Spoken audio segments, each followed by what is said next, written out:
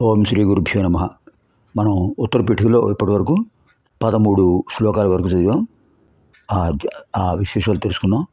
ఇప్పుడు 13వ శ్లోకం నుంచి ఏం చెప్తున్నారు? రహస్యనామ సాహస్రే నామ్నోప్యేకస్య కీర్తనాత్ రహస్యనామ సాహస్రే నామైకమపి యః పఠేత్ తస్య పాపాని నశ్యంతి మహాన్ జపిన సంశయః నిత్యకర్మాణనుష్ఠానాత్ నిషిద్ధకరణాదపి యత్పాపం జాయతే పుంసాం తత్సర్వం నశ్యతి ధ్రువం బహునాత్రకి ముక్తేన శృణుత్వం కరశీసుత అత్రైకనామ్నో యా శక్తి పాతకానం నివర్తనే తన్నివర్చమహం కర్తుం నాలం లోకాశ్చతుర్దశ యశ్చక్త్వా నామ సాహస్రం పాపహానిమభీప్సతి సహి చేదన వృత్యర్థం హిమశైలం నిషేవ భక్తో యః కీర్తయన్ నిత్యం ఇదం నామ సహస్రకం తస్మై శ్రీలలితాదేవి ప్రీతాభీష్టం ప్రయచ్చతి అకీర్తయన్ ఇదం స్తోత్రం కథం భక్తో భవిష్యతి నిత్యం సంకీర్తనాశక్తః కీర్తయేత్ పుణ్యవాసరే.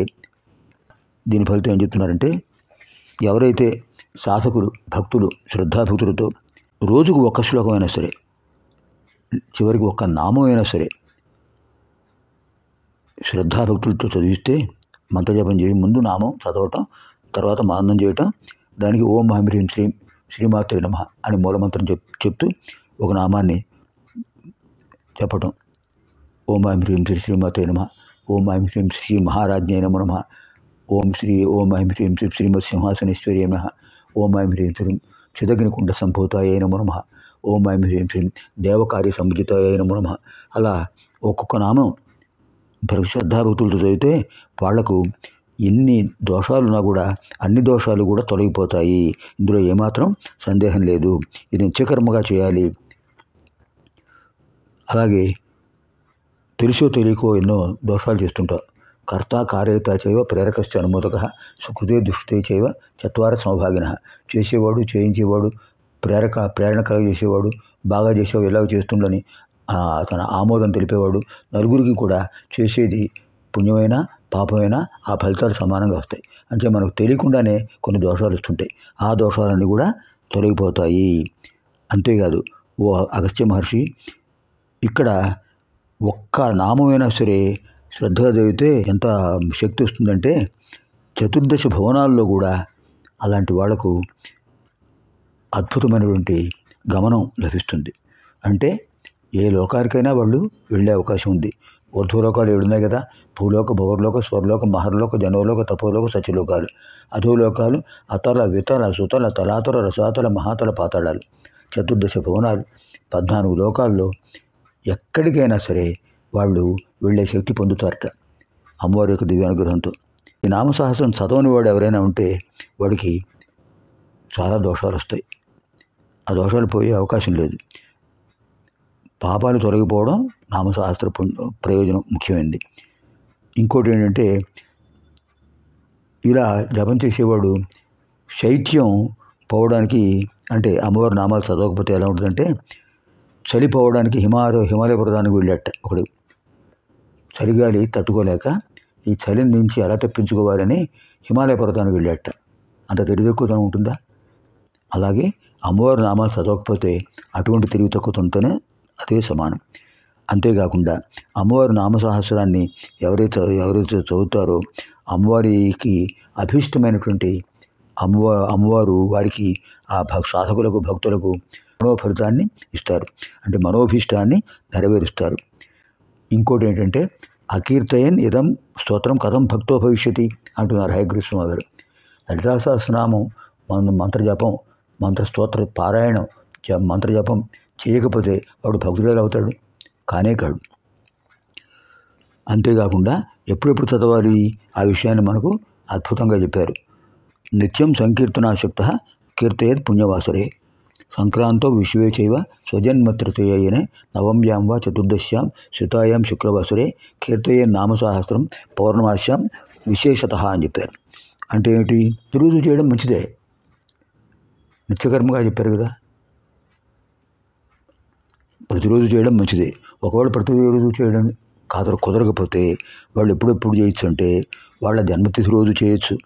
అలాగే ఏది మంచి రోజు అనుకుంటారో, ఆదివారం అందరికీ విరామం ఉండే రోజు, ఆ రోజు చదువుకోవచ్చు.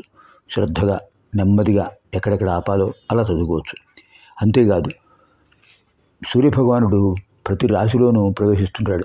మేషరాశిలో ప్రవేశిస్తే మేష సంక్రమణం, వృషభ రాశిలో ప్రవేశిస్తే వృషభ సంక్రమణం, అలా సింహ సంక్రమణం, తులా సంక్రమణం, మకర సంక్రమణం, ఇలా సంక్రమణాలు వస్తుంటాయి. 12 సంక్రమణాలు సంవత్సరానికి. అంటే 12 రాశుల్లో సూర్య భగవాన్ ప్రవేశించినప్పుడు సంక్రమణం వస్తుంటుంది. అలాంటి సంక్రమణ సమయంలోనూ అలాగే వాళ్ళ జన్మదినోత్సవం కానీ, వాళ్ళ యొక్క బంధువుల దినోత్సవం కానీ, అలాగే అటువంటి జన్మదినోత్సవం రోజు, ఆ ముందు రోజు, తర్వాత రోజు, స్వజన్మ తృతయే, అలా 3 రోజులు జపం చేయడం చాలా చాలా విశేషమైనటువంటిది. అంతేకాకుండా ఉత్తరాయణ పుణ్యకాలం, దక్షిణాయన పుణ్యకాలం వస్తుంటాయి. ఆ పుణ్యకాలాల్లోనూ తప్పకుండా చదవాలి. తప్పకుండా చదవాల్సిన రోజులు ఇవి. ప్రతిరోజు చేయడం మంచిదే, సాధ్యం కాకపోతే ఈ రోజుల్లో తప్పనిసరి చేయాలి. అంతేకాకుండా ఏం చెప్పారు ఇక్కడ, సంక్రాంత విశ్వే చైవ స్వజన్మ తృతీయనే నవమ్యాం వా చతుర్దశ్యాం శితాయాం శుక్రవాసరే. శుద్ధ నవమి, బహుళ నవమి, శుక్లపక్షంలో కృష్ణపక్షంలో నవమి, చతుర్దశి తిథి, నవమి తిథి, అలా శుక్రవారం. అలాగే శితాయాం శుక్రవాసరే, శుక్లపక్షంలో నవమి తిథి శుక్రవారం కలిసి వచ్చిన రోజు, అలాగే చతుర్దశి తిథి శుక్రవారం కలిసి వచ్చిన రోజు చేస్తే ఇంకా మంచిది. పౌర్ణమాస్యం విశేషత, పౌర్ణిమ నాడు తప్పనిసరిగా చేయాలి, విశేషంగా చేయాలి. ఎందుకంటే పూర్ణిమ నాడు షోడశ కళలతో పరిపూర్ణంగా ఉంటాడు చంద్రుడు. అమ్మవారు కూడా చాలా సంతోషంగా ఉంటారు ఆ రోజు. ఎందుకంటే అమ్మవారు చంద్రకళలతో కూడి ఉంటారు కదా, చంద్రకళ అమ్మవారు అలంకారం కదా. అని ఏం చెప్పారు, పౌర్ణమాస్యాం చంద్రబింబే జాత్వా శ్రీ లలితాంబికాం పంచోపచారై సంపూజ్య పఠే నామసహస్రకం. పూర్ణిమ నాడు పూర్ణచంద్రుణ్ణి చూస్తూ రాత్రిపూట సహస్రనామాలు చదివితే వాడికి ఎంత ఫలితం వస్తుందంటే, సర్వే రోగా ప్రణశ్యంతి దీర్ఘాయుష్యం చ విందతి. అన్ని రకాల మానసిక శారీరక రోగాలు తొలగిపోతాయి, దీర్ఘాయుర్ధం లభిస్తుంది. అయం ఆయుష్కరో నామ ప్రయోగ కల్పచోదిత. దీన్ని ఆయుష్కర ప్రయోగం అంటారు, ధర్మశాస్త్రాల్లో చెప్పారు. అంతేకాకుండా జ్వరార్థం శిరసి సృష్ట్వా పఠేన్నామ సహస్రకం తత్క్షణాత్ ప్రశమ్యాతి శిరోబాధ జ్వరోపి చ సర్వవ్యాధి నివృత్త్యర్థం స్పృష్ట్వా భస్మజపేదిదం తద్భస్మధారణాదేవ నశ్యంతి వ్యాధయక్షణాత్. జలం సంమంత్ర్య కుంభస్థం నామ సాహసతో మునే. ఈడేం చెప్పారంటే, సంకల్పం చెప్పుకుని మమ ఆయురారోగ్య అభివృద్ధ్యర్థం మానసిక శారీరక అస్వస్థత నివృత్త్యర్థం అని సంకల్పం చెప్పుకుని అమ్మవారి సహస్రనామాలు పఠించి, ఎవరికైనా జ్వరం వస్తే మన ఇంట్లో కుటుంబ సభ్యులకు లేదా మిత్రులకు కానీ, అప్పుడు వీళ్ళు ఎక్కడైతే ఆ అమ్మవారిని కుంకుమతో పూజిస్తారో, సహస్రనామాలు చదువుతూ ఆ కుంకుమ వాళ్ళకు బొట్టు పెట్టాలి. అంతేగా, లేదా విభూతి అయినా సరే, విభూతితో కుంకుమతో అమ్మవారిని అర్చిస్తుంటాం, విభూతి అయినా సరే వాళ్ళకి అలా బొట్టు పెట్టినట్టు వల్ల భస్మ జపేదిదం, దానివల్ల శిరోబాధ, జ్వరం, తలనొప్పి, అసాధ్యమైన తలనొప్పులు ఉంటాయి, జ్వరాలు ఉంటాయి, అవన్నీ తొలగిపోతాయి. అంతేకాదు సర్వ వ్యాధి నివృత్తి కలుగుతుంది. ఈ భస్మధారణ వల్ల వ్యాధులన్నీ తొలగిపోతాయి. అంతేకాకుండా అక్కడ ఒక కలశంలో రాగి చెంబులో నీళ్లు పోసి దాంట్లో తులసి దళం వేసి అమ్మవారి నామం చదువుతూ ఆ తులసి దళంతో ఒక్కొక్క నామంతో ఒక్కొక్కలా స్పృశిస్తూ ఉంటే, సహస్రనామాలు అయిన తర్వాత ఈ పవిత్రమైన జలాన్ని గ్రహదోషాలను వాళ్ళకి ఇస్తే గ్రహదోషాలు తొలగిపోతాయట. అదే చెప్పారు. జలం సంమంత్ర్య కుంభస్థం నామ సాహసతో మునే అభిషించేత్ గ్రహగ్రస్తాన్ గ్రహ నశ్యంతి తక్షణాత్. గ్రహదోషాలు కూడా తొలగిపోతాయి అని అద్భుతంగా చెప్పారు.